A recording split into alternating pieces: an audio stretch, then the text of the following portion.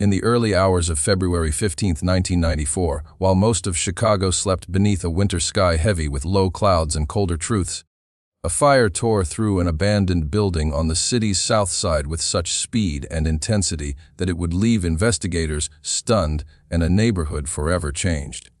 By the time the flames were brought under control, 11 people were dead, all young, all members of the same street crew, and all victims of an act so deliberate, so methodically executed, that it would later be classified by the Chicago Fire Department as one of the deadliest incidents of gang-related arson in the city's violent 1990s. This was not a tragedy born of accident or negligence.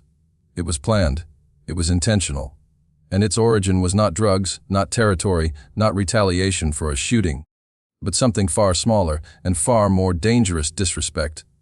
The building stood on Ashland Avenue, a hollowed-out structure that had outlived its purpose, its windows boarded, its interior claimed by shadows and the desperate need for somewhere, anywhere, to gather. That night, it became a tomb.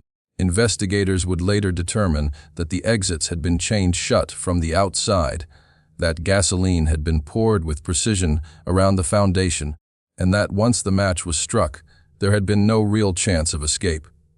The people inside would die from flames, from smoke, from heat, and from the brutal certainty that someone had decided they should not live to see morning.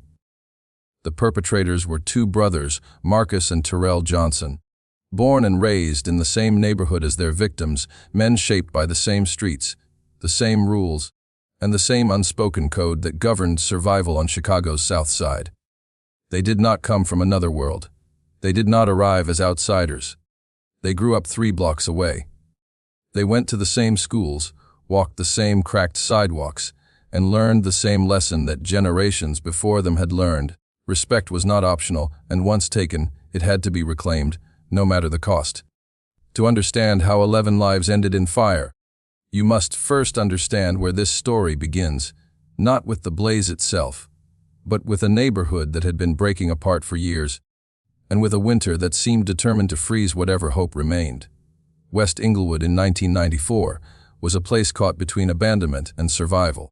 A 2-square-mile stretch of Chicago's South Side home to nearly 40,000 people, most of them African American, most of them poor, and many of them carrying the weight of a city that had quietly moved on without them.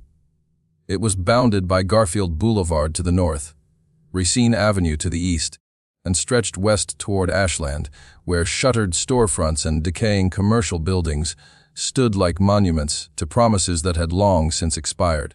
Population density meant you were rarely alone, yet isolation was constant.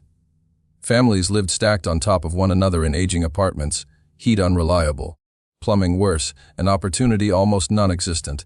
The American dream had passed through once, decades earlier, and left behind only the residue of what might have been. By the winter of 1994, that residue had hardened into something bitter. February that year was especially unforgiving. Daytime temperatures hovered in the low 20s, dropping into single digits at night, the kind of cold that cut through coats and settled deep in the bones. The air carried the smell of diesel from CTA buses, fried chicken drifting from takeout spots along 63rd Street, and the metallic tang of ancient radiators pushed beyond their limits. At night, the city made its own sounds: wind rattling chain link fences, ice cracking in gutters, the distant clatter of elevated trains moving endlessly through neighborhoods they no longer served. But the cold was only part of the pressure. Chicago in the early 1990s was undergoing a transformation that officials called urban renewal, but which residents experienced as forced displacement. The Chicago Housing Authority had begun tearing down the massive public housing complexes that had defined the South Side for generations. Robert Taylor Homes, Cabrini Green, Henry Horner, scattering thousands of families into already struggling neighborhoods like West Englewood. With them came fractured gang affiliations, unresolved feuds, and territorial identities that no longer made sense in their new surroundings. The old hierarchies were gone. The corporate-style gangs of the 1980s, the gangster disciples, the vice lords, the black disciples, had splintered into smaller, loosely organized crews with no leadership, no structure, and no rules beyond immediate retaliation. Violence was no longer about profit or control. It became expressive, symbolic, a language spoken when words failed. Respect became currency, and disrespect became an act that demanded response, because to let it go unanswered was to invite extinction. This was the world Marcus Johnson grew up in, a world where survival depended not only on strength, but on perception, on how others believed you would respond when tested. By February of 1994, Marcus was 27 years old, already older than many men in his neighborhood ever got to be. Quiet, observant, disciplined, he was not a loud presence, but he carried himself with the kind of calm that came from having seen too much too early. Those who knew him said he didn't start trouble, but they also knew he finished it. What few people understood was that Marcus Johnson was tired. Tired of grinding through days that led nowhere. Tired of watching friends disappear into prison or graves. Tired of carrying a code inherited from a father who had died believing in it.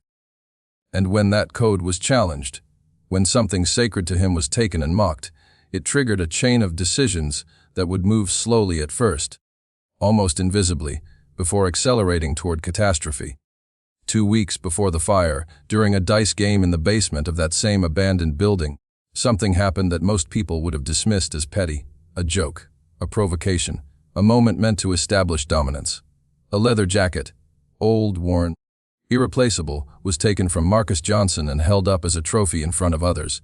Laughter followed, and Marcus walked away. To the men watching, that moment meant nothing. To Marcus Johnson, it meant everything, because some debts, once incurred, do not fade with time. They wait, and when they are finally collected, they are paid in full. Marcus Anthony Johnson did not grow up believing violence was inevitable, but he did grow up knowing it was always nearby, waiting for a reason, watching for hesitation. He was raised in a household where survival was not abstract and where respect was not a concept discussed. It was enforced. His father, James Anthony Johnson, had been a quiet man with a hard edge, a Korean War veteran who returned home carrying lessons forged in cold places where weakness meant death. James didn't lecture his sons often, but when he did, the words stayed. Never let anyone make you look weak. Never allow disrespect to go unanswered. And never forget who you are, because the world will try to erase you if you let it. Those lessons took root early. Marcus learned them on cracked sidewalks and in school hallways where teachers rotated faster than textbooks, and in streets where authority came not from institutions but from reputation. When his father was shot and killed in August of 1987, caught in crossfire on a corner he'd walked 1,000 times before, those lessons hardened into something permanent. Marcus was 20 years old when he watched his father bleed out on sun-heated concrete, surrounded by people who stared, some recording, few helping. That moment carved a line through his life. Whatever softness remained in him did not survive that day. After his father's death, Marcus became more than a brother to Terrell. He became a guardian, a provider, a quiet stabilizing force in a household unraveling under grief and illness. Their mother's health declined rapidly, cancer draining her strength until she was gone too, leaving behind silence and responsibility. Marcus took it without complaint. He worked. He stayed out of serious trouble. He carried the family forward because no one else could. By 1994, Marcus lived alone in a basement apartment on South Hermitage Avenue. He woke every morning at the same time, brewed strong instant coffee, smoked Newports on the back steps, and walked to Big Mike's Auto Repair on Ashland Avenue, where he worked under the table for $9 an hour. He was good with engines, good with systems that made sense, systems where cause led to effect, and problems could be diagnosed if you listened carefully enough. Machines, unlike people, obeyed rules. Marcus was not a gang leader. He was not a dealer. He wasn't trying to be feared. He simply carried himself in a way that suggested boundaries.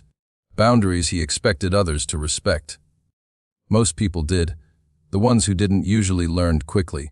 The one thing Marcus valued above everything else was the leather jacket his father had left behind. It was brown, cracked with age, the lining torn in places, but it carried history. His father had worn it overseas, through winters colder than anything Chicago could produce, and then through years of civilian life until it became part of him. When Marcus wore it, he wasn't just keeping warm. He was carrying a legacy. It was the last physical link to a man whose approval he had spent his entire life chasing. So when that jacket was taken, snatched from his shoulders during a dice game in a basement filled with laughter and liquor. It was not theft in Marcus's mind. It was desecration. The Ashland crew didn't understand that. To them, the dice game on January 28th was just another night of boredom relief in a winter that seemed endless. They were young men with limited options, loosely bound by geography and shared history rather than any real organization. Ray Thomas, charismatic and reckless, had been drinking too much. He was losing money. And when Marcus accused him of cheating, Ray responded the way insecure men often do when challenged. By escalating, by turning humiliation into spectacle. Taking the jacket was meant to be symbolic, a joke, a power move, a reminder that in that basement, Ray was the one who mattered. And when Marcus walked away instead of fighting, when he chose restraint in front of witnesses, the room filled with the kind of laughter that only comes when people believe they've witnessed a submission. Terrell didn't laugh. He felt the moment like a blow. He wanted to fight right there, to force the issue with fists and blood, but Marcus stopped him with a single touch, no words. Just a quiet command. They left together, stepping into an 8-degree night without the jacket and without explanation. What the Ashland crew mistook for weakness was calculation. Marcus did not rant. He did not threaten. He did not send messages through intermediaries. He went home, sat alone, and allowed the moment to settle. And once it settled, it became fixed. The image replayed itself endlessly. The jacket held up, the laughter, the eyes watching to see how he would respond. In the language of the streets, he had been marked, not as a victim, but as a question. Would he let it go? For 2 weeks, Marcus moved through his days like a man performing routine tasks while something deeper worked in silence. He went to work. He ate meals. He spoke to his grandmother. But beneath all of it, something was forming with precision. This wasn't rage. Rage burns out. This was resolve, cold, patient, structured. Terrell noticed the change immediately. His older brother's quiet had grown heavier, denser, filled with intention. Terrell, 23 and emotionally raw, felt torn between fear and loyalty. He had a girlfriend, plans, the vague outlines of a future. But he also had Marcus, the man who had raised him, protected him, and taught him what family meant when everything else fell apart. When Terrell asked what they were going to do, Marcus didn't answer right away. He didn't need to. The answer was already written in the way he moved, in the absence of hesitation. Disrespect, once given, demanded an answer, and that answer would not be loud or impulsive. It would be final. Because in Marcus Johnson's world, forgetting was a luxury afforded only to those who could survive being seen as weak. And Marcus had decided, long before the fire, that survival without respect was no survival at all. The most dangerous decisions are rarely made in moments of chaos. They are made in quiet, when the mind has time to justify what the heart already wants. For Marcus Johnson, that quiet stretched across 14 days, each one reinforcing the same conclusion. The jacket had not been returned. No apology had been offered. No attempt had been made to smooth things over, to restore balance, to acknowledge the line that had been crossed. In the language Marcus understood, the message was clear. The Ashland crew believed the matter was finished. Marcus knew it was only beginning. He began by watching, not openly, not in ways that drew attention. He'd walked routes he'd walked for years, lingered where he was expected to linger, and listened more than he spoke. The abandoned building on Ashland became a focal point, not because it held sentimental value, but because it functioned as a predictable constant. Every neighborhood has them. Places where people gather when they have nowhere else to go. Places that feel invisible because they've been ignored for so long. That building was one of them. It was known. It was familiar. And most importantly, it was careless. Marcus noticed patterns others ignored. He noticed which nights the crew gathered, which nights they didn't. He noticed how the back door stuck in cold weather, how the front entrance was often secured with chains, not for safety, but to keep out rival crews and police patrols. He noticed that when people were inside, no one was ever posted outside. No lookout, no plan, just assumption. Assumption that nothing would happen because nothing ever had. At work, Marcus asked questions that seemed harmless. He asked about accelerants while cleaning parts with solvent. He asked about burn rates, about how fires behaved in enclosed spaces. The men he worked with answered casually without suspicion, because curiosity in a mechanic shop was normal. Marcus listened, stored the information, and moved on. At night, he walked hardware store aisles under flickering fluorescent lights, blending in with men buying salt for icy steps and space heaters for drafty apartments. He bought items one at a time, at different locations, never in bulk, never together. Gasoline was easy. Chains were easy. Locks were easier. None of it raised alarms. None of it felt like preparation for mass murder. It felt like errands. Terrell watched all of this with growing unease. He recognized the signs. He had seen that look in Marcus before, after their father died, after their mother's diagnosis, after friends disappeared without explanation. It was the look of someone who had already decided and was now simply arranging the world to accommodate that decision. Terrell tried to interrupt the process, to introduce doubt, to suggest alternatives. Talk to them. Take the jacket back. Let it go. Every suggestion died quietly between them. Marcus never raised his voice. He never argued. He simply responded with silence, a silence that said more than words ever could. To him, the issue was no longer about the jacket itself. It was about what allowing that moment to stand would say about him, about his family, about his father's memory. Letting it go would not restore peace. It would invite repetition. Others would notice. Others would test him. And eventually, he would be forced to respond anyway, under worse circumstances, with less control. Control mattered. If there was going to be an answer, it had to be decisive enough that it would never need to be repeated. By February 14th, Marcus knew exactly what he was going to do.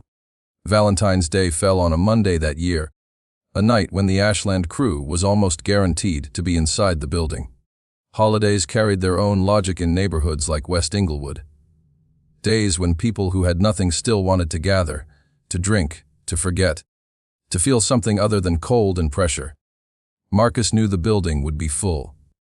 He knew the mood would be careless, and he knew that no one would expect him. The plan was simple, which made it terrifyingly effective. Marcus and Terrell would approach the building just after midnight, when the streets were quiet and patrols thinned.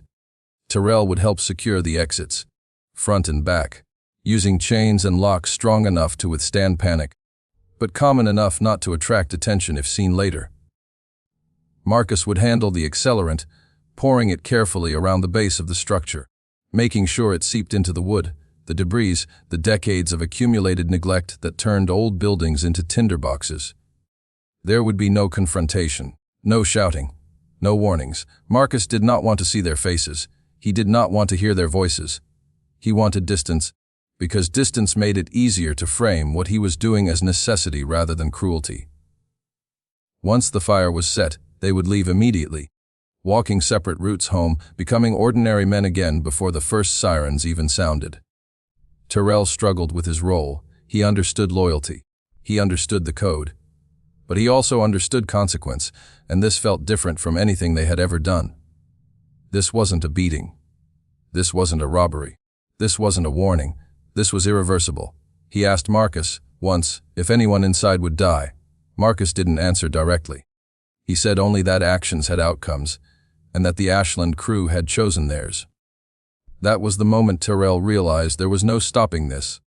On the night of February 14th, the temperature dropped again, the kind of cold that kept people indoors and made sound carry farther than it should. The streets were quiet, save for the occasional passing car and the distant hum of the city's infrastructure working overtime to keep itself alive. Marcus put on a different jacket.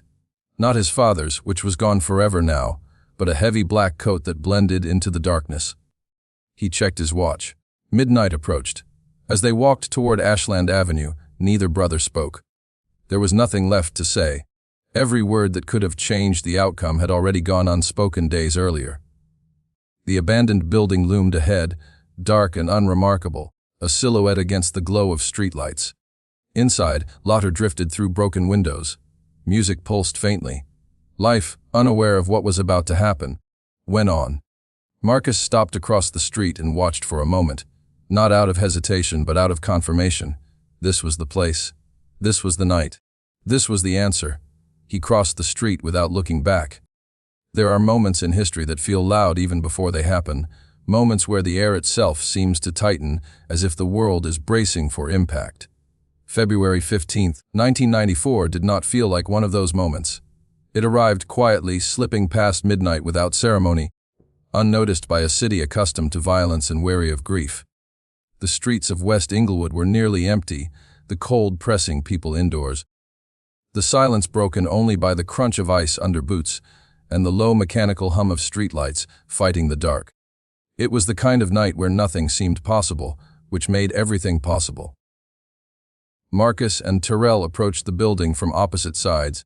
Exactly as planned, they moved without urgency, without hesitation, two men whose body language suggested purpose rather than fear.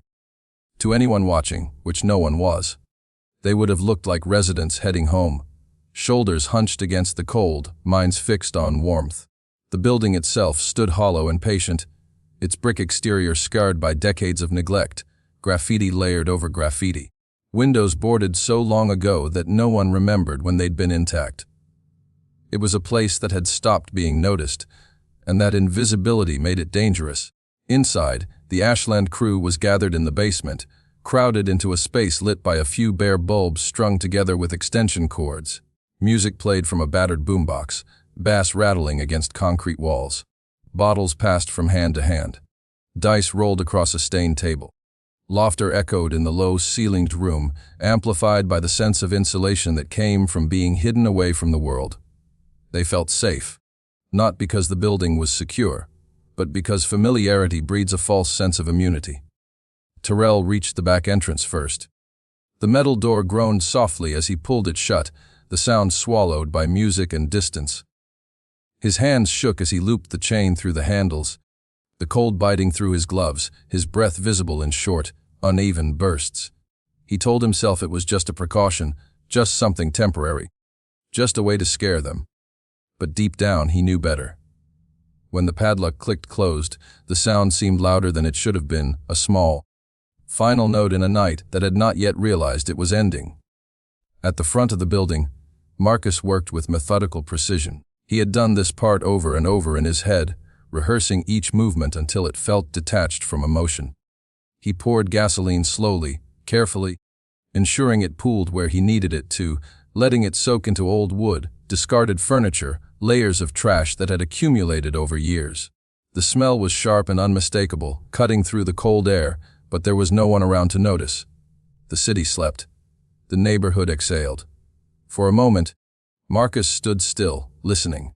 The laughter inside continued, muffled but present, a reminder that life was unfolding just feet away from where he stood. He thought of his father's jacket, of the way it had hung on Ray's outstretched arm like a trophy, of the laughter that followed. He thought of the lessons he had been taught, the ones that had kept him alive this long, the ones that had told him who he was supposed to be. In that moment, there was no doubt. Doubt had been resolved days earlier.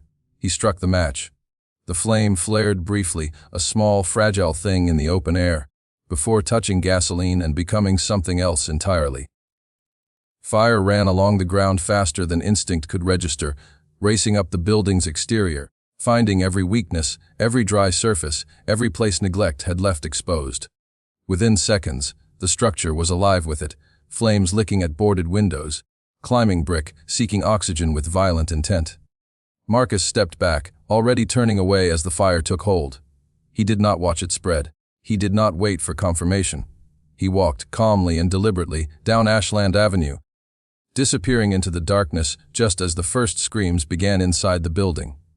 At first, the people inside thought it was a joke, another moment of chaos in a night fueled by alcohol and bravado. Someone smelled smoke and laughed. Someone else yelled for a window to be opened.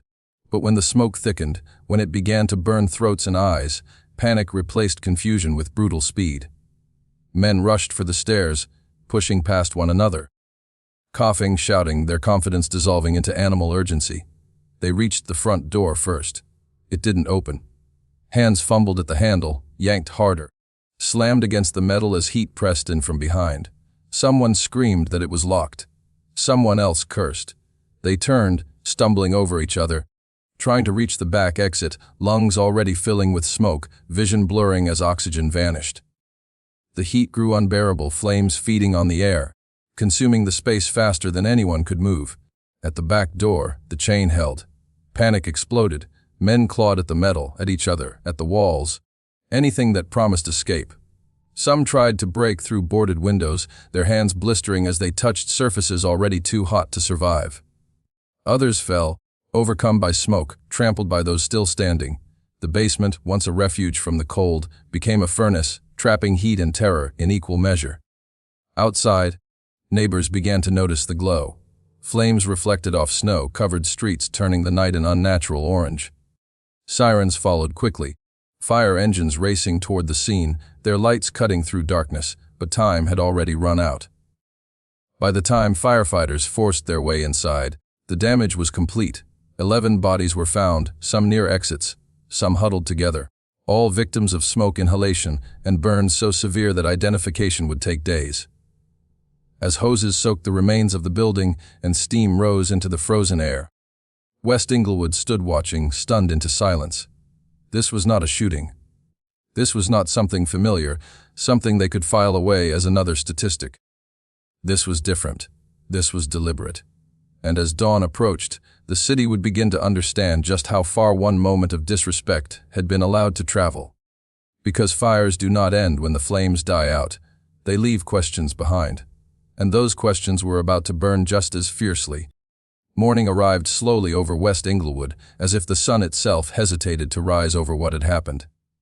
Snow melted into gray slush along Ashland Avenue, mixing with soot water and the chemical residue left behind by fire suppression foam. The abandoned building no longer looked abandoned. It looked violated. Charred beams jutted outward like broken ribs, windows blown out, brick blackened by smoke that refused to fade. The smell lingered, burnt wood, gasoline, and something heavier that people did not want to name. Death has a scent, and the neighborhood recognized it instantly. Police tape went up before most residents had even finished their morning coffee.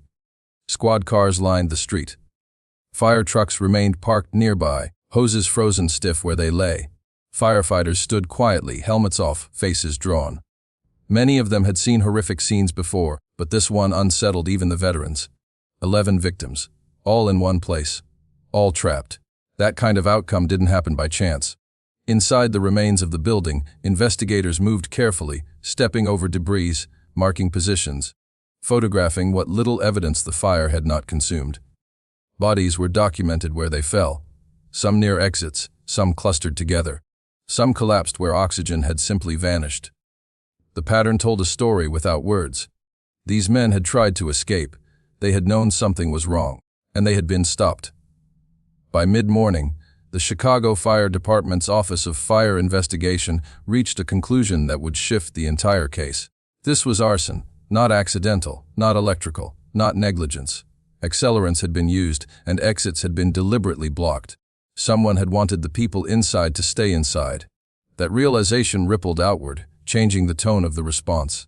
This was no longer a tragic fire. It was a mass killing. News crews arrived, microphones held close to faces that struggled to articulate shock. Neighbors spoke in fragments, about hearing screams, about seeing flames shoot out of windows, about running outside barefoot in the cold because something felt wrong. Mothers pulled children closer. Fathers shook their heads in disbelief. The names of the dead began circulating quietly, spreading from mouth to mouth before they ever reached the evening news. 11 young men, most in their late teens or early 20s, sons, brothers, friends, faces known in the neighborhood, even if their lives had never extended far beyond it. For families, grief arrived without warning, sharp and unmanageable. Some collapsed at the scene when confirmation came. Others refused to believe it, clinging to hope that their loved one had been taken to a hospital, that there had been a mistake. There had been no mistake. As autopsies began, the brutality of the deaths became clear. Most victims had died from smoke inhalation, their lungs filled with toxic gases long before the flames reached them. Some had burns severe enough to indicate desperate attempts to escape, hands pressed against doors or windows that would not give. The medical examiner's reports were clinical, precise, and devastating. Each one reinforced the same conclusion: this fire had been designed to kill. Detectives from Chicago PD's Area South Violent Crimes Unit took over the investigation, working alongside fire investigators to reconstruct the sequence of events. They canvassed the area, knocking on doors, asking the same questions repeatedly. Did you see anyone? Did you hear anything? Did anyone have a reason to do this? At first, answers were scarce. Fear kept mouths closed. In neighborhoods like West Englewood, cooperation with police carried its own risks. But silence doesn't hold forever, especially when the scale of violence breaks unwritten rules. This wasn't a targeted shooting. This wasn't a dispute settled with fists or bullets. This crossed a line that even hardened street codes struggled to justify. 11 deaths meant 11 families grieving, and grief has a way of loosening tongues. People began to talk, not openly, not confidently, but enough to give investigators direction. Rumors surfaced.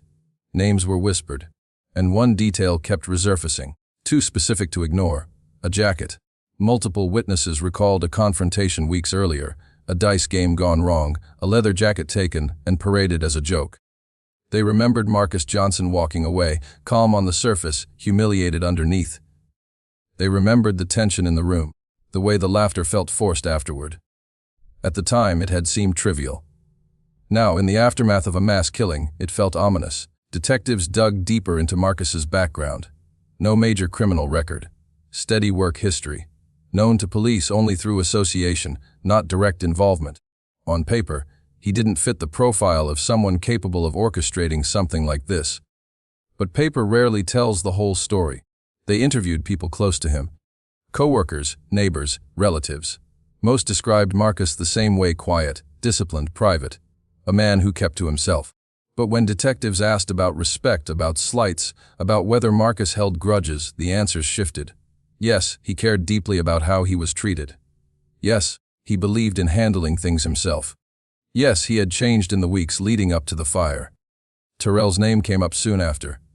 Unlike Marcus, Terrell was known to police, a younger man with a shorter fuse, easier to read, easier to pressure. Detectives began tracking his movements, his associations, his inconsistencies. They noticed gaps in his story about where he'd been the night of the fire. They noticed how his hands shook during questioning, how he avoided eye contact when specific details were mentioned.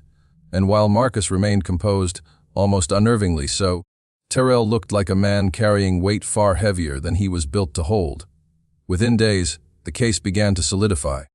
Surveillance footage from nearby streets placed 2 figures near the building shortly before the fire. Hardware store receipts surfaced, small purchases that meant nothing on their own but formed a pattern when combined. Gasoline containers, chains locks, ordinary items, repurposed for something monstrous. By the end of the week, investigators were confident they knew who was responsible.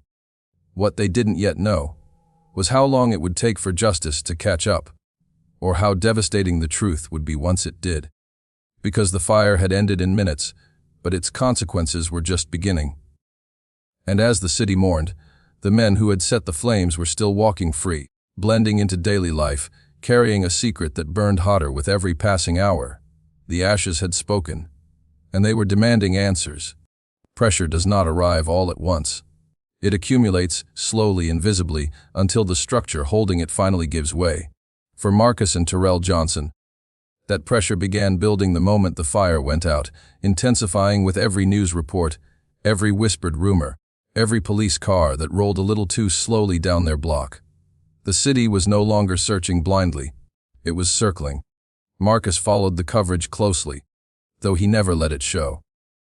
He watched the morning news before work, listened to the radio while tightening bolts at Big Mike's auto repair, absorbed every detail with a mechanic's eye for systems and failure points. 11 dead, accelerants used, exits chained, investigators seeking information. He noted what they knew and, more importantly, what they didn't. On the surface, he remained unchanged. Same routine, same quiet demeanor, same controlled movements. But inside, something had shifted. The certainty that had driven him forward was now giving way to calculation of a different kind. Terrell, by contrast, was unraveling. Sleep became impossible. When he did drift off, it was only to wake gasping, lungs burning, ears ringing with imagined screams. He avoided the neighborhood, avoided people, avoided mirrors. Guilt didn't arrive as remorse for the men who died. It arrived as fear, raw and suffocating. Fear of consequence, fear of exposure, fear that he had stepped into something far larger than loyalty or respect. He had told himself he was helping his brother, that he was standing by family. Now family felt like a trap. Detectives noticed. They brought Terrell in again, this time not with accusations, but with patience. They asked him to walk through his night, minute by minute. They offered coffee. They let silence stretch uncomfortably long. Experienced investigators know that people don't confess because they're shouted at. They confess because the weight of holding everything in becomes heavier than the fear of letting it out. Terrell contradicted himself without realizing it. Small details shifted times, routes, conversations. Nothing dramatic, just enough to suggest cracks.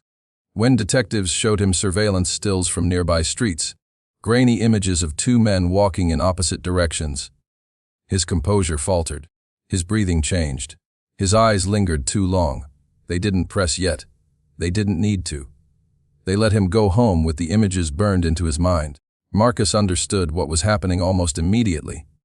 He saw it in Terrell's face, in the way his brother moved through the apartment like a guest who no longer belonged. Marcus tried to steady him, to remind him why they had done what they did, to frame it as necessity rather than atrocity. He spoke about respect, about survival, about how weakness invited destruction. But the words no longer landed the way they once had. Because once something is done, it stops being a theory. Terrell began to drink. He began to talk too much. Then panic about what he might have said. He started imagining police everywhere, hearing sirens where there were none. The bond that had once felt unbreakable now strained under the weight of shared guilt.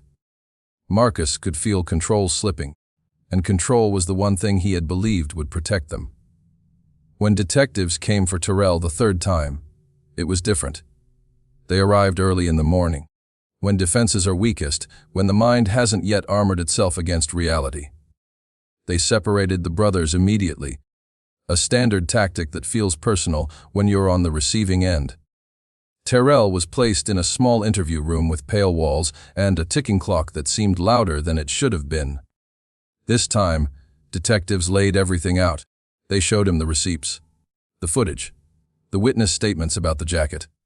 They spoke calmly, methodically, constructing a narrative piece by piece until there was nowhere left for Terrell to hide. They didn't call him a monster. They didn't raise their voices. They told him the truth, that Marcus would survive prison, that he was built for it, but that Terrell was not. They told him that loyalty wouldn't matter in a cell, that fear would, and then they offered him a way out. Not freedom, not forgiveness, but survival. Terrell cried, not quietly, not with dignity. He sobbed, shoulders shaking, hands covering his face as the reality of what he had helped do finally broke through the protective stories he had been telling himself. He asked about the victims. He asked how many had died again, as if hearing the number once more might somehow change it. 11, always 11. When he spoke, the words came fast, tumbling over each other, confession mixed with justification, fear tangled with loyalty. He told them about the dice game, the jacket, the planning, the chains, the gasoline. He told them Marcus had decided, that he had followed, that he had known people would be inside. By the time Terrell finished, there was nothing left unsaid. Marcus was arrested that afternoon. He did not resist. He did not argue.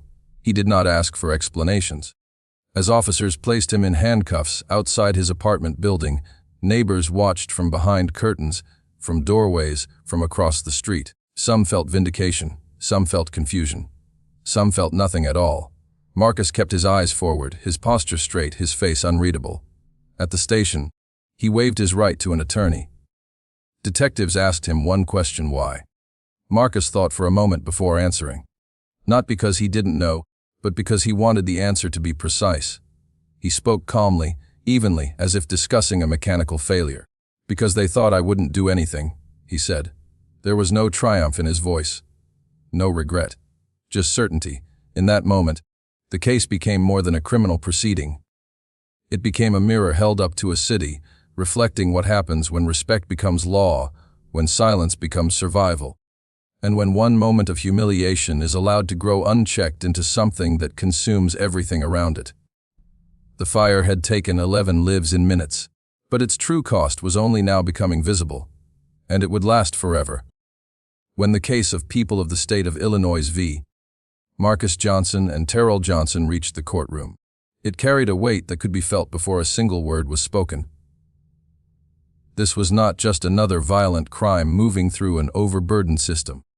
This was 11 deaths bound together by intent, planning, and a motive so unsettlingly small that it challenged every comfortable explanation people relied on to make sense of brutality. The courtroom became a place not only of judgment, but of reckoning. From the outset, the prosecution framed the fire not as a moment of rage, but as an execution carried out with patience. They spoke of preparation, of surveillance, of purchases made days apart to avoid suspicion. They described how exits had been deliberately chained, how gasoline had been poured with purpose, how the fire had been ignited only after the defendants confirmed people were inside. This was not impulsive violence, they argued. This was premeditated murder multiplied 11 times. The jury listened in silence. Photographs were introduced first: charred walls, melted metal, the remains of doors warped by heat. Then came the diagrams showing how smoke had traveled, how oxygen had been consumed, how quickly the basement would have become unsurvivable. An expert testified that once the fire took hold, those inside had less than 2 minutes to escape. 2 minutes that were stolen from them before they ever began. Family members filled the gallery, some clutching photos of the dead, others unable to look at the images on the screen. The room became heavy with grief that had nowhere to go. Each name was spoken aloud, each life reduced to a moment of identification, a cause of death, a numbered exhibit. The law required precision. The families endured it anyway. Terrell testified first. He did not look at Marcus as he took the stand. His voice shook as he spoke, but his testimony was detailed, consistent, and devastating. He described the dice game, the jacket, the humiliation that followed. He described Marcus's silence afterward, the way it had frightened him more than anger ever could. He walked the jury through the planning, the chains, the gasoline, the route they took that night. When he reached the moment the padlock snapped shut, his voice broke completely. The defense objected repeatedly, but the damage was done. Marcus sat motionless throughout, his face betraying nothing. To observers, it was unclear whether this was strength or detachment, resolve or emotional exhaustion. He did not interrupt. He did not react when Terrell described his leadership, his decisiveness, his certainty. The man on trial looked exactly as he had on the day of his arrest. Calm, controlled, convinced of his own logic. The defense attempted to reframe the narrative. They argued that Marcus had not intended to kill, only to frighten, that the fire had spread faster than anticipated, that the deaths were tragic, unintended consequences of a reckless act fueled by alcohol, stress, and environment. They spoke of poverty, of systemic failure, of neighborhoods abandoned by institutions long before violence filled the vacuum. The prosecution dismantled those arguments piece by piece. They reminded the jury that exits had been chained, that no warning had been given, that gasoline had been used, not lighter fluid, not trash, but an accelerant designed to burn fast and hot. They reminded them that intent is not measured by words, but by actions, and that every action taken that night pointed toward inevitability. When Marcus chose to testify, the courtroom leaned forward. He spoke in measured sentences, his tone even, almost instructional. He did not deny his involvement. He did not deny the planning. Instead, he returned again and again to the concept of respect. He spoke of how letting the insult go would have marked him forever, of how the jacket represented more than property, of how the neighborhood operated on rules outsiders did not understand. "I did what I had to do," he said. The words hung in the air, heavy and unresolved. Under cross-examination, the prosecution asked him a simple question. Did he know people were inside the building when he set the fire? Marcus paused. "Yes," he said. That single word settled the matter more decisively than any photograph or diagram ever could. Closing arguments stretched late into the evening. Prosecutors spoke of accountability, of choice, of how hardship explains behavior but does not excuse it. Defense attorneys asked the jury to consider mercy, to recognize the humanity of the men before them, to see the fire as a product of circumstances rather than character. Deliberations lasted 3 days. When the jury returned, the courtroom fell silent. The foreperson stood, hands trembling slightly, and read the verdicts aloud. Guilty. 11 counts of first-degree murder. Guilty on all major charges. Terrell, having cooperated, received reduced sentences, though the word, reduced, felt hollow in the face of decades behind bars. Marcus faced life imprisonment without the possibility of parole. There were no cheers, no outbursts, only quiet sobs and deep exhales as families processed what justice looked like in its final form. For some, the verdict brought relief. For others, it changed nothing. 11 sons were still gone. 11 futures still erased. As Marcus was led away, he did not look back. Outside the courthouse, the city continued on, traffic flowing, people hurrying past, headlines already competing for attention. But something had shifted. The trial forced Chicago to confront a truth it preferred to keep abstract. That violence does not always come from chaos, that sometimes it grows patiently, logically, fed by codes and silences everyone pretends not to see. The fire had burned a building to the ground. The trial burned away illusions. And what remained was a question the city would struggle to answer long after the courtroom emptied. How many tragedies are already forming in silence, waiting only for one moment of disrespect to ignite them? Sentencing day did not feel like closure. It felt like an aftershock. The courtroom filled again, but this time the energy was different, less tense, more exhausted. As if everyone present understood that whatever happened next would not restore what had been taken. The law could measure punishment. It could not measure loss. It could not return breath to lungs that had burned or undo the moment when exits were chained and hope collapsed into smoke. Victim impact statements came first. One by one, family members stepped forward, voices trembling under the weight of words rehearsed and rewritten in the quiet hours of sleepless nights. Mothers spoke of sons who had promised to come home for dinner and never did.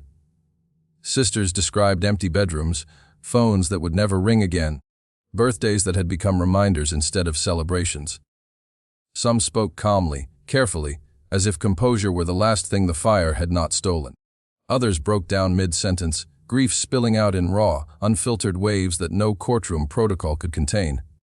They addressed Marcus directly. Some demanded answers. Some demanded apologies. Some demanded nothing at all, believing silence was more fitting than words. Marcus listened without visible reaction, his face unchanged, his posture straight. To some in the room, that composure felt like cruelty. To others, it felt like emptiness. It was impossible to tell whether he was protecting himself or whether there was simply nothing left inside that could respond. Terrell was different. When his turn came, he stood slowly, hands shaking, eyes red from crying that had not stopped since the verdict. He apologized repeatedly, his words tumbling over each other, inadequate and desperate. He spoke of regret, of fear, of how he wished he could trade his life for even one of the men who had died. The families listened, some with anger, some with indifference, some unable to look at him at all. Forgiveness was not offered. It was not asked for. The judge spoke last. She described the crime as calculated, merciless, and profoundly destructive, noting not only the loss of life, but the trauma inflicted on a community already struggling under the weight of systemic neglect. She acknowledged Marcus's background, his hardships, his lack of prior violent convictions, but emphasized that none of those factors outweighed the deliberate choices he had made. Choice, she said, was the axis on which this case turned. Marcus Johnson was sentenced to life imprisonment without the possibility of parole. Terrell Johnson received a sentence totaling 60 years, reduced through cooperation, but still effectively a lifetime measured in concrete walls and locked doors. As the gavel struck, there was no dramatic reaction, no collapse, no outcry. Just the quiet finality of numbers spoken aloud and futures permanently confined. The case should have ended there. But stories like this rarely do. In the months that followed, the fire on Ashland Avenue became a reference point, a shorthand used by media outlets and politicians whenever discussions turned to gang violence, urban decay, or the consequences of unchecked disrespect culture. The building was demolished, the lot eventually fenced off, but the absence itself became a marker. Children walked past it on their way to school. Adults avoided it without consciously knowing why. Trauma embeds itself in geography. Community meetings were held. Clergy spoke. Social workers offered counseling. Promises were made. about investment, about intervention, about not letting something like this happen again. Some programs lasted months, others faded quietly when funding ran out. The cycle, familiar and frustrating, resumed. Inside prison, Marcus adapted quickly. Correctional officers noted his discipline, his calm, his ability to navigate the rigid hierarchies of incarceration without incident. He did not seek leadership roles. He did not provoke conflict. He read, he exercised, he kept to himself. In an environment where chaos was constant, his control became a form of currency. He survived the way he always had, by understanding systems and positioning himself carefully within them. Terrell struggled. Prison amplified everything he had tried to suppress. Guilt became heavier without distractions. Nights stretched longer. The faces of the dead appeared in dreams he couldn't escape. He sought counseling, joined religious services, wrote letters he never sent. Some days he blamed Marcus, other days he blamed himself. Most days, the distinction no longer mattered. Years passed, appeals were filed and denied, headlines moved on. New tragedies replaced old ones in the public consciousness. But for the families of the 11, time did not heal so much as it reshaped the pain into something livable but permanent. Anniversaries brought reporters again, then fewer reporters, then none at all. The memory lived on quietly, carried by those who had no choice. Occasionally, Marcus granted interviews to researchers and journalists studying violence, respect-based retaliation, and the psychology of premeditated crime. He spoke without defensiveness, without apology. When asked if he regretted his actions, he paused, not out of uncertainty, but deliberation. "I regret that it had to happen," he said once. "But I don't regret who I was when I did it." Those words unsettled people more than anger ever could, because they suggested something far more uncomfortable than monstrosity. That under certain conditions, ordinary men can arrive at extraordinary violence through logic they find internally consistent. That the distance between humiliation and homicide is sometimes bridged not by madness, but by belief. The fire had ended lives. The sentences had ended freedom. But the story itself refused to end, because it raised questions no verdict could answer. About masculinity, about respect, about environments that teach silence and retaliation as survival skills. About how many similar calculations are being made quietly, right now, in places no one is watching. And whether anyone is listening before the next match is struck. Years later, when the fire had faded from headlines and court transcripts had settled into archives no one revisited, the story of Ashland Avenue survived in a quieter, more dangerous form. It lived in memory, in half-told warnings, in phrases spoken by older men to younger ones on cold corners and dim stairwells. Not as a cautionary tale framed by morality, but as proof of what happens when disrespect is allowed to stand, and proof of how far someone might go to erase it. That dual interpretation was the tragedy that never made the news. For some, Marcus Johnson became a symbol of excess, a line crossed too far, a reminder that retaliation untethered from restraint consumes everything in its path. For others, especially in places where dignity feels constantly under assault, his story was absorbed differently. They didn't see the 11 dead first. They saw the moment of humiliation, the laughter, the jacket held aloft. They saw a man tested in public and judged for walking away. And in that distorted lens, the fire became an answer rather than a crime. That was the lesson no one wanted to confront, because it meant acknowledging that the conditions which produced the fire were still intact. In the years following the tragedy, sociologists and criminologists cited the case when discussing honor-based violence in urban American contexts. They drew comparisons to blood feuds, to cycles of retaliation in war-torn regions, to cultures where reputation functions as protection in the absence of reliable institutions. They spoke about how respect becomes currency when legal and economic systems fail to deliver stability. On paper, the analysis was precise. In reality, it changed very little. West Englewood did not transform overnight. Schools remained underfunded. Jobs remained scarce. Housing remained unstable. Young men still learned early that how you are perceived can determine how long you survive. The vocabulary of the streets evolved, but the meaning stayed the same. Disrespect still demanded response. Silence was still read as weakness, and walking away still carried consequences far beyond the moment itself. Community leaders tried to reframe the narrative.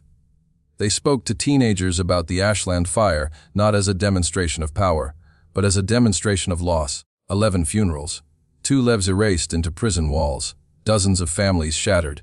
They emphasized that respect taken by force is never secure, that fear masquerades as authority only temporarily. Some listened, many didn't, because lectures struggle to compete with lived reality. Inside prison, Marcus became an uncomfortable case study. Psychologists noted that he did not exhibit the traits typically associated with impulsive or emotionally dysregulated offenders. He was not explosive. He was not erratic. He was deliberate. His moral framework, though deeply flawed, was internally consistent. He believed he had acted rationally within the rules he had been taught. That realization unsettled professionals more than diagnosis ever could, because it suggested prevention wasn't about calming tempers.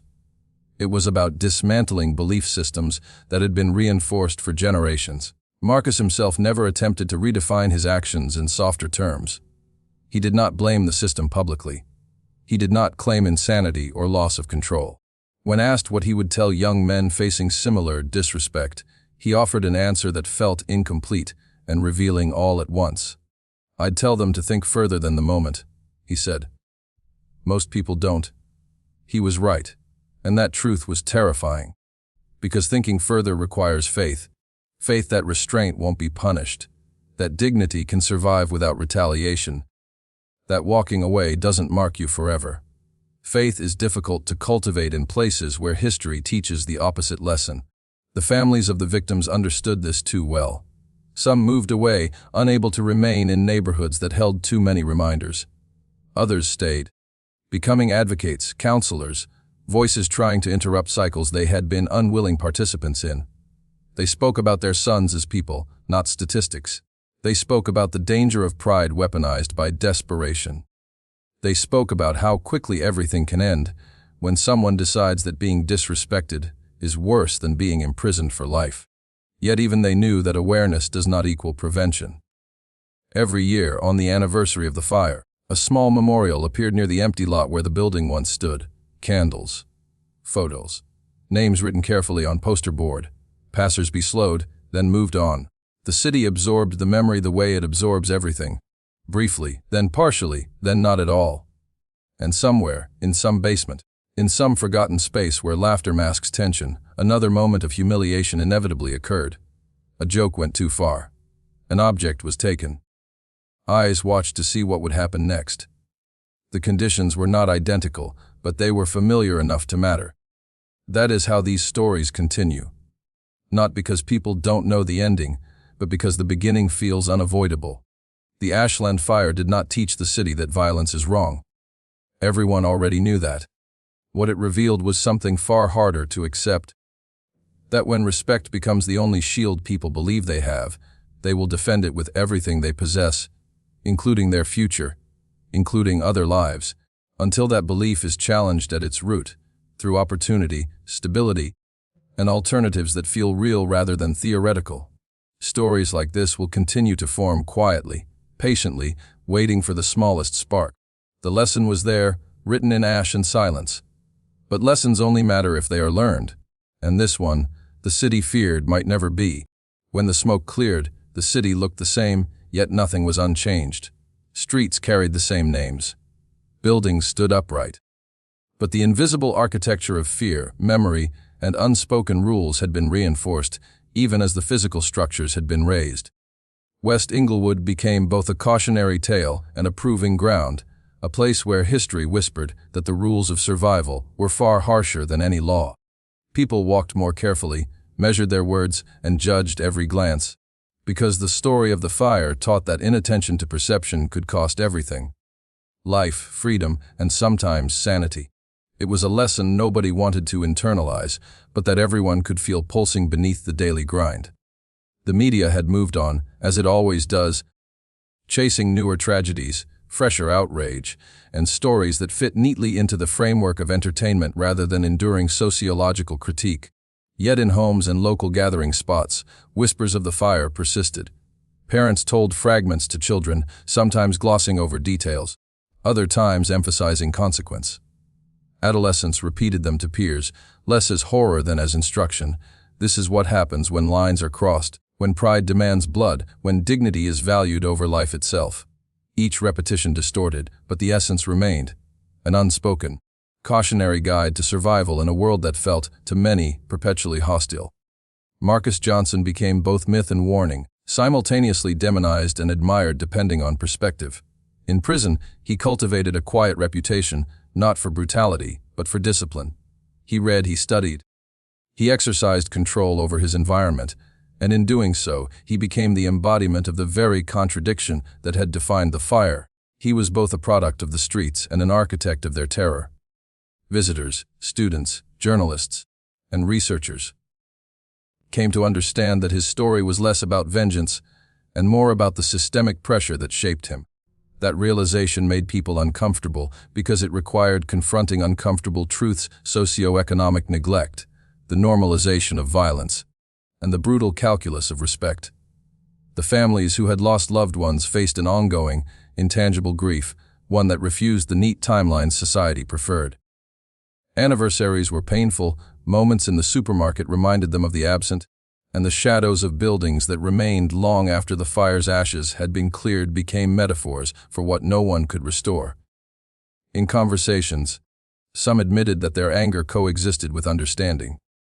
Some went further, attempting reconciliation in ways small and imperfect, seeking to transform tragedy into action: mentorship programs, local outreach, educational initiatives, anything that might interrupt the recurring patterns that had claimed their children.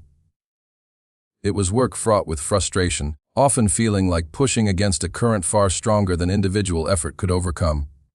Yet life continued, stubbornly. Children grew into adults, carrying the echoes of both fear and caution. Choices were made based on perceptions, not laws. Deals were struck in quiet corners, reputations calculated, pride measured carefully. Every neighborhood confrontation, every slight, and every success carried an unspoken weight, a reference to the fire, as if it had been carved into the moral geography of the streets. To some, this constant awareness was survival, to others, a cage. And in this continuity, there emerged a quiet resilience. People learned to live with fear without succumbing entirely to it. Community spaces became places of negotiation, art, and discourse. Local leaders, emboldened by the possibility of intervention, began introducing programs for youth engagement that had once been overlooked or dismissed. Sports, music, mentorship, and counseling did not erase the past, but they introduced variables previously absent: hope, opportunity, and exposure to choices that did not demand immediate assertion of respect through aggression. Small victories emerged, fragile yet persistent, revealing that while the cycle could not be broken overnight, it could be disrupted incrementally. Marcus Johnson's eventual parole hearing stirred public debate. For some, his release would be unthinkable, an affront to justice. For others, it was an opportunity to observe whether transformation was possible. The discussion shifted from punishment alone to rehabilitation and societal responsibility. Could a man shaped by neglect and an unforgiving environment emerge as a different force within the same streets that once produced him? Could he become, in some imperfect way, a conduit for change rather than destruction? Questions like these rarely offered clear answers, and the public conversation reflected the tension between justice, memory, and hope. The fire, in essence, had never really ended. It continued to live in choices, in the unspoken rules of the neighborhood, in memories, in programs started in response to it, and in every human interaction shaped by fear, pride, or the longing for respect. It became a silent teacher, insistent yet invisible, reminding everyone who heard its story that consequence follows every action and that the lessons of history are often internalized long after headlines fade. Ultimately, the story of Ashland Avenue was not one of finality, but of continuum. It reminded the world that trauma does not neatly resolve, that the social fabric is as fragile as it is resilient, and that every life touched by violence reverberates through the present and future in ways measurable and immeasurable. And while no single person could guarantee an end to such cycles, the quiet, persistent work of remembering, educating, and offering alternatives represented the closest approximation to hope. Because in the face of tragedy, in the shadow of fire, humanity's survival depends less on erasing the past than on learning to live consciously in its aftermath. And so, As night falls over West Englewood, and the streets return to their familiar rhythm, the ashes of what was continue to whisper. The lesson endures. Not always followed, not always respected, but never entirely silent. It is a reminder that the future is unwritten, shaped as much by restraint as by impulse, as much by opportunity as by fear, and that every moment offers the chance to either perpetuate the cycle or begin its slow, painstaking repair. The night did not begin with fire, it began with a jacket. A leather coat taken in a moment that felt small, almost forgettable. The kind of petty disrespect that disappears into the noise of city life every day on Chicago's South Side. But in West Englewood in the winter of 1994, disrespect was never small, and nothing about that night would remain forgettable. By sunrise, 11 young people would be dead. A neighborhood would carry a scar it never healed from, and 2 brothers would step across a line from which there was no return. All in the name of honor.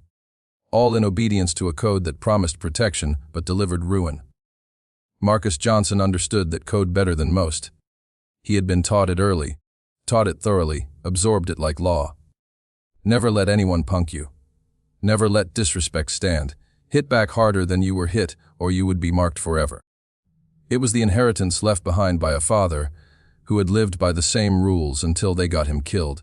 A set of principles passed down not as ideology, but as survival strategy, as necessary as knowing which streets to avoid or how to read danger in a stranger's eyes. Marcus did not see the code as violent. He saw it as order. He saw it as the only thing standing between him and chaos.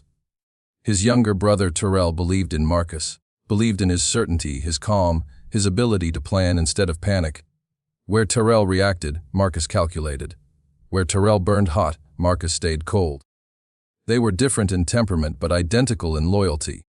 Bound not just by blood, but by a shared understanding that the world they lived in did not forgive weakness. When the jacket was taken, when word spread that someone had disrespected them publicly, Marcus did not rage. He did not shout. He sat at a kitchen table in their grandmother Dorothy's apartment and began to think. That table would later be sold to strangers who would never know its history. Never know that decisions made there would end lives. Never know that a grandmother once cried quietly in the next room while her grandsons convinced themselves they had no choice. Marcus framed it not as revenge but as correction, not as cruelty but as necessity. Respect had been violated, and if it went unanswered, everything else would follow. The streets had taught him that once you let one insult slide, the next one comes faster, then the next, until violence finds you anyway. Better to act first. Better to act decisively. The plan was not impulsive. That was what made it terrifying. It was careful, deliberate, methodical, constructed with the same cold logic Marcus would later bring to organizing books in a prison library. They chose fire because fire erased evidence, because fire sent a message, because fire turned fear into spectacle. They chose timing, they chose location, they chose certainty.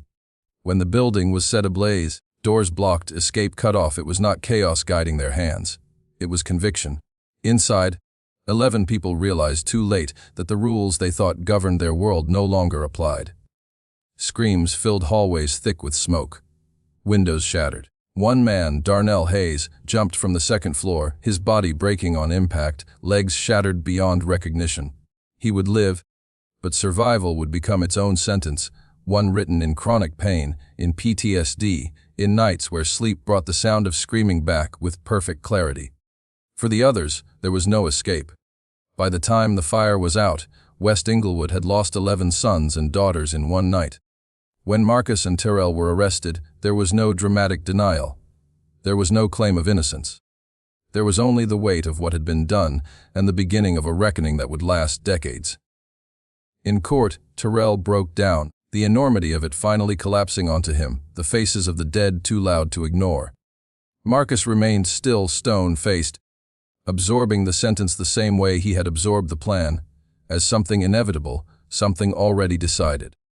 The only thing he asked for was 5 minutes with his grandmother Dorothy, the woman who had raised them, who had fed them, who had tried in her own quiet way to shield them from the world that taught them such brutal lessons. The request was denied. Marcus Johnson was sent to Menard Correctional Center in southern Illinois, sentenced to 30 years. He entered prison the way he entered everything else, with structure. He found work in the library.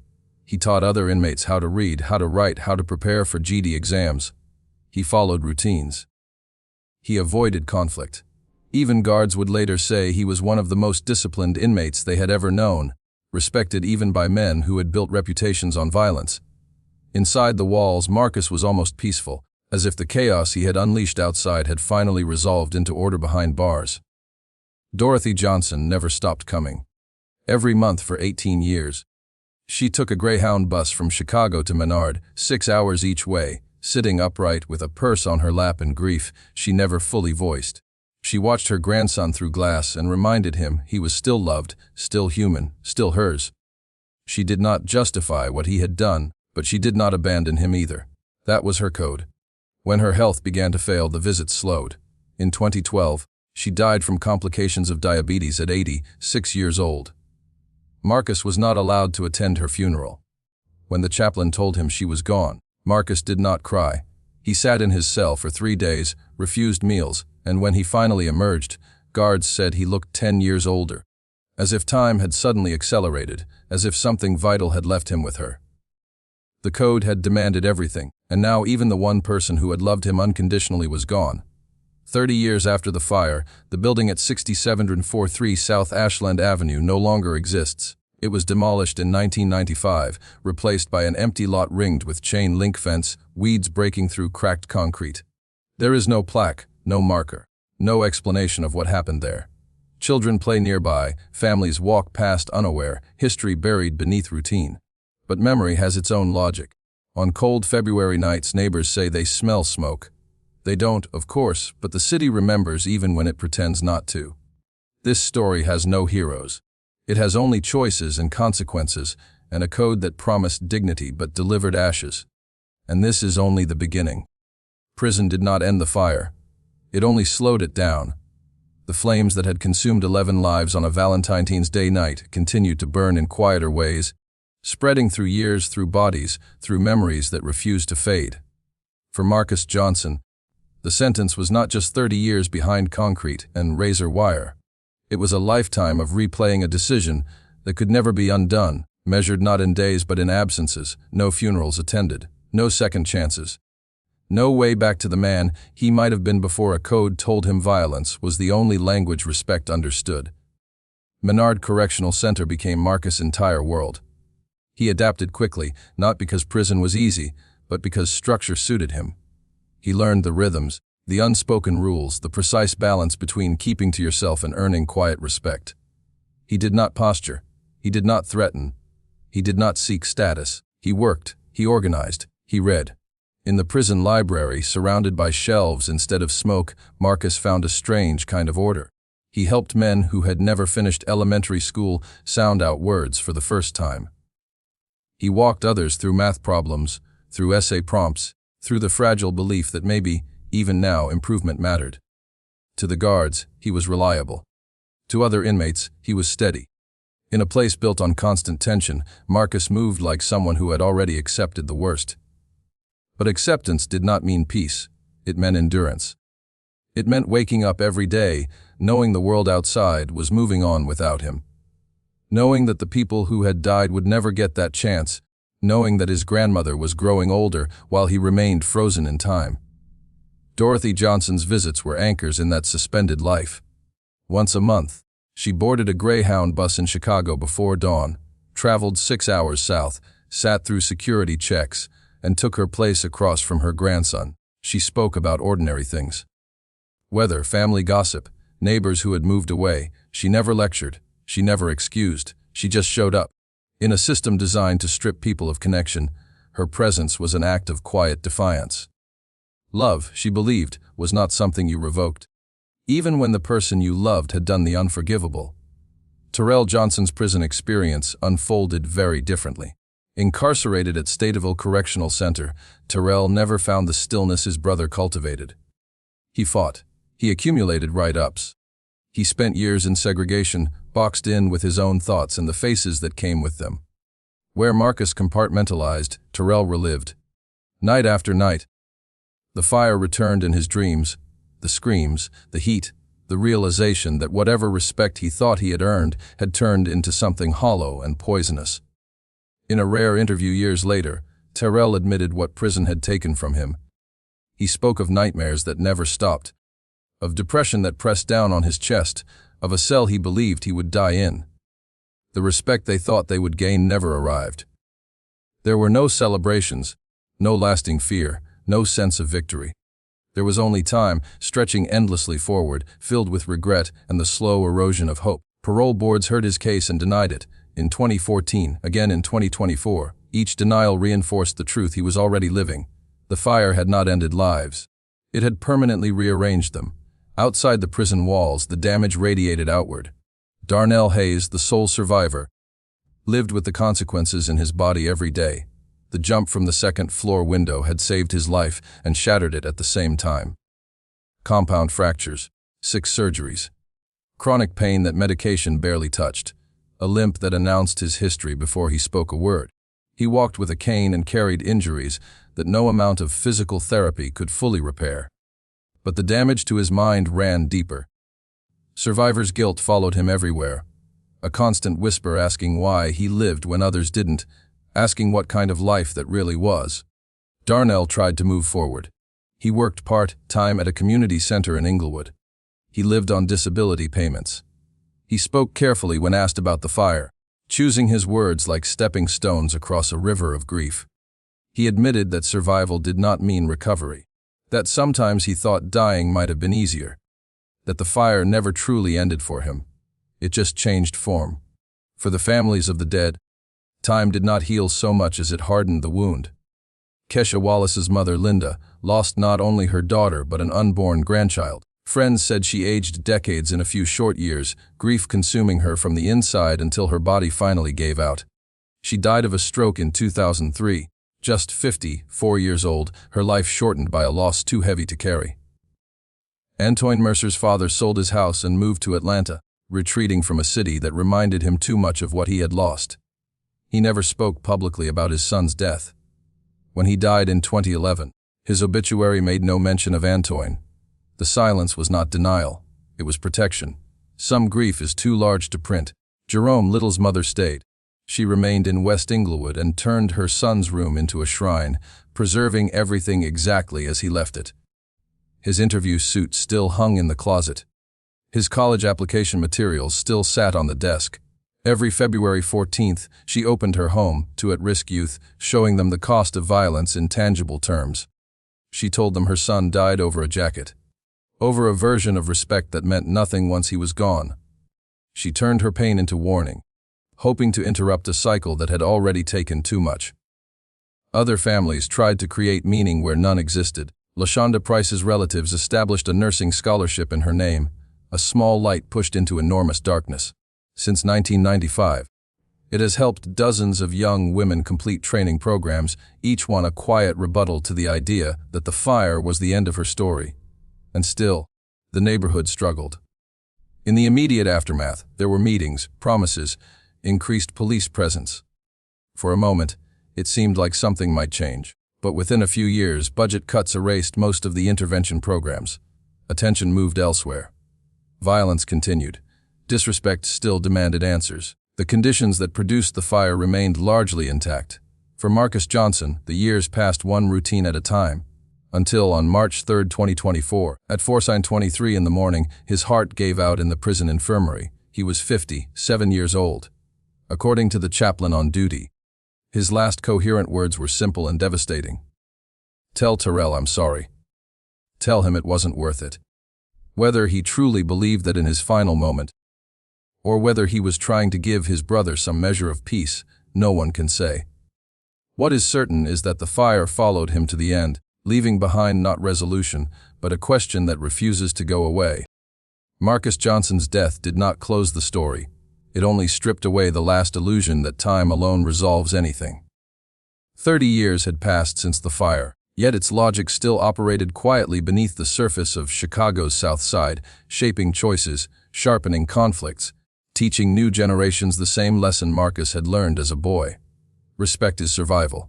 Disrespect is danger. And when institutions fail, codes take their place. Detective Raymond Walsh understood that contradiction better than most. He had worked the Johnson case from the beginning and carried it with him through a 37-year career with the Chicago Police Department. When he retired in 2015, he thought distance might dull the memory. It didn't. In a 2020 podcast interview, Walsh said something that unsettled many listeners. Legally, he explained, there was no ambiguity. Marcus and Terrell Johnson were mass murderers. They planned the fire. They carried it out. They locked people in and burned them alive. But morally, he said, the case haunted him because it exposed a system that had failed long before the flames were lit. Walsh described a neighborhood where letting disrespect slide could mark you as prey, where young men learned early that survival required a reputation for retaliation. In that environment, the law felt abstract, distant, unreliable. Police arrived after the fact. Courts moved slowly. Protection was inconsistent. What remained was the street, and the street had its own rules. Rules that promised safety but demanded blood. Rules that had been passed down from fathers to sons, generation after generation, until they felt inevitable. Marcus followed those rules precisely. He did not act in a moment of blind rage. He acted in accordance with what he believed the world required of him. That is what makes the story so disturbing. If he had been simply monstrous, the lesson would be easier. Monsters are rare. Monsters are easy to condemn. But Marcus was ordinary in many ways. He loved his grandmother. He protected his brother. He worked steadily. He believed in structure. The same traits that made him a model inmate later were the traits that made him capable of planning something unforgivable. Terrell, still alive in Stateville Correctional Center, lives with that realization every day. At 53 years old, with parole denied again and again, he has become a living reminder of how the code fails the people who follow it. He did not gain respect. He did not secure safety. He gained nightmares, isolation, and the slow understanding that the rules he trusted were lying to him. In moments of clarity, he admits that the fire did not make him stronger. It made him smaller. Trapped in a past he cannot escape. The community around them continued to adapt rather than heal. West Englewood did not collapse after the fire. It adjusted. It learned to live with another layer of trauma. Violence did not stop. It changed shape. New names replaced old ones. New grudges formed. The same underlying conditions remained. Poverty persisted. Schools struggled. Opportunities stayed scarce. In the absence of stability, respect remained one of the few currencies young men felt they controlled. This is why the code survives. It does not exist because people love violence. It exists because it offers clarity in chaos. It tells young men exactly who they are supposed to be and how they are supposed to respond. Never back down. Never forgive public disrespect. Always answer aggression with something louder. In neighborhoods where dignity is routinely stripped away, the code offers a way to reclaim it, even if only temporarily.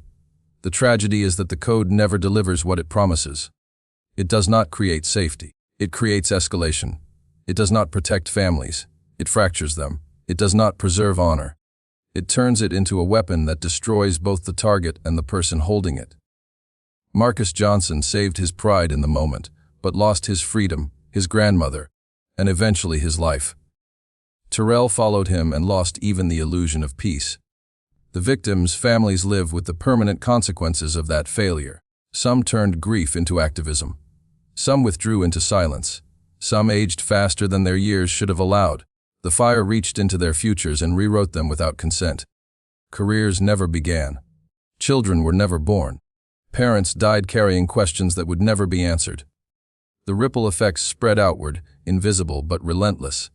The city itself tried to forget. The building was demolished. The lot left empty. No marker explains what happened there. No official remembrance interrupts the everyday flow of life. This erasure is not accidental. It is easier to move on when there is nothing forcing you to look. But forgetting does not dissolve the debt. It just transfers it forward. The absence of memory creates space for repetition. Every year, new young men face the same choice Marcus once faced: respond to disrespect or risk being labeled weak. Trust a system that has historically failed you or rely on rules enforced by violence. The decision is rarely framed as moral. It is framed as practical, as necessary, as unavoidable. And that framing is what keeps the cycle alive. The uncomfortable truth is that multiple things can be true at once. Marcus and Terrell Johnson committed an unforgivable act.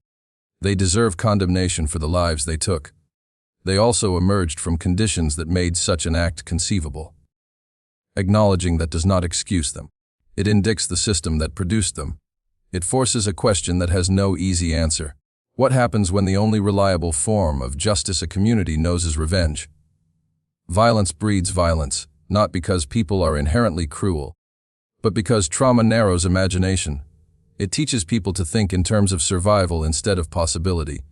It rewards immediate dominance over long-term stability. In that environment, the line between standing up for yourself and becoming a murderer can feel dangerously thin. The Johnson brothers crossed that line. Once crossed, it erased every other version of their lives.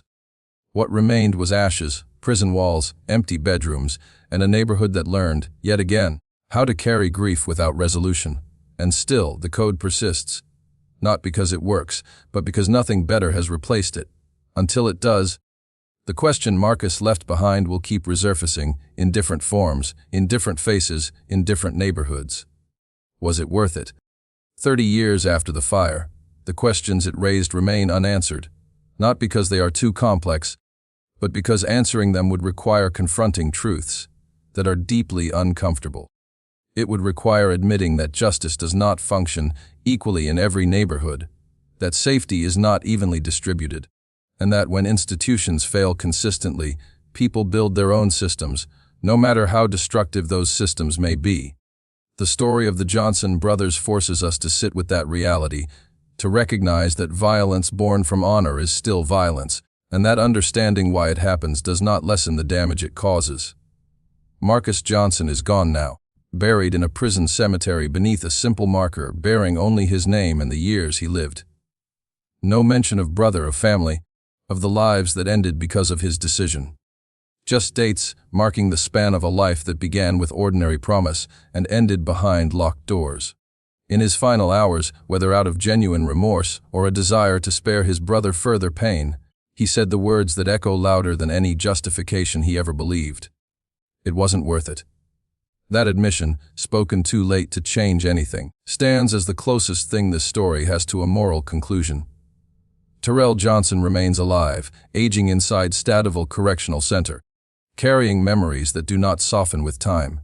His days are measured by counts, by meals, by the slow movement of years that no longer offer hope of release. He has become what the code never warns you about, a man who followed its rules perfectly and was rewarded with a lifetime of regret. The respect he thought he would secure never materialized. What remained were nightmares, isolation, and the certainty that the fire solved nothing. Around them, the city moved forward in appearance if not in substance. The lot where the building once stood sits empty, fenced off, unmarked. Children pass it without knowing what happened there. Families walk dogs along the sidewalk where bodies once fell. This is how cities survive. They cover their scars with routine until the pain becomes invisible. But invisibility is not healing. It is postponement. The families of the 11 victims continue to live with the absence carved into their lives. Some transformed grief into purpose, scholarships, warnings, quiet acts of remembrance. Others withdrew, unable to speak names that reopened wounds. None of them received closure, no sentence, no apology, no explanation can restore what was taken. The fire ended in minutes. Its consequences have lasted decades. Darnell Hayes, the lone survivor, stands as living evidence that survival is not the same as escape. His body carries the cost of that night, and his mind carries even more. He walks, but with pain. He lives, but with memory. He did not choose to be a symbol, but his existence forces an uncomfortable truth into the open. Violence does not end when the flames go out. It follows people home. It sleeps in their beds. It waits in their dreams. Detective Raymond Walsh's words linger because they refuse simplicity. The law demands clarity. Guilty or not, sentence or freedom. But morality is messier. It asks whether we can condemn actions while still examining the conditions that made them possible. It asks whether a society that abandons certain neighborhoods can be surprised when those neighborhoods develop brutal methods of self-governance. It asks whether punishment alone, without repair, can ever be enough. The code Marcus followed did not appear out of nowhere. It was shaped by poverty, by broken institutions, by generations of mistrust, by the knowledge that official systems often arrive too late or not at all. In that vacuum, respect became a substitute for safety, and retaliation became a substitute for justice. Young men learned that honor was the one thing no one could take from them, unless they let it be taken. That lesson, repeated often enough, hardens into belief. But belief does not make it true. Honor enforced through fear is fragile. It demands constant reinforcement. It escalates conflicts that might otherwise end. It turns minor slights into life or death decisions. And eventually, it consumes the people who depend on it. Marcus saved his pride and lost everything else. Terrell protected his image and destroyed his future. 11 people died for a principle that could not survive its own logic. There is no redemption arc here. No moment where good triumphs and balance is restored. There is only accumulation. More grief, more trauma, more evidence that revenge does not heal. It multiplies. It creates new wounds that demand their own revenge, new cycles that feel inevitable until someone refuses to participate. That refusal is the hardest part. It requires trust in systems that have not earned it. It requires restraint in environments that punish restraint. It requires imagining a different way to define strength, one that does not depend on fear or violence. That kind of change does not happen through slogans or speeches. It happens through sustained investment, through education that works, through opportunities that are real, through institutions that show up before tragedy instead of after. Until that happens, stories like this will continue to be told. Different names, different streets, the same ending, a moment of disrespect, a response meant to restore honor, lives destroyed in the process, and years later, the same question asked again, by people standing safely outside the fire, wondering how anyone could have believed it was worth it. In the end, the most unsettling truth is not that Marcus and Terrell Johnson committed an atrocity. It is that their reasoning made sense within the world they inhabited. That is what demands our attention. Because as long as there are places where respect feels more reliable than justice, where codes replace institutions, where young people are taught that violence is the only answer that counts, the line between honor and horror will remain dangerously easy to cross. And when that line disappears, everyone loses.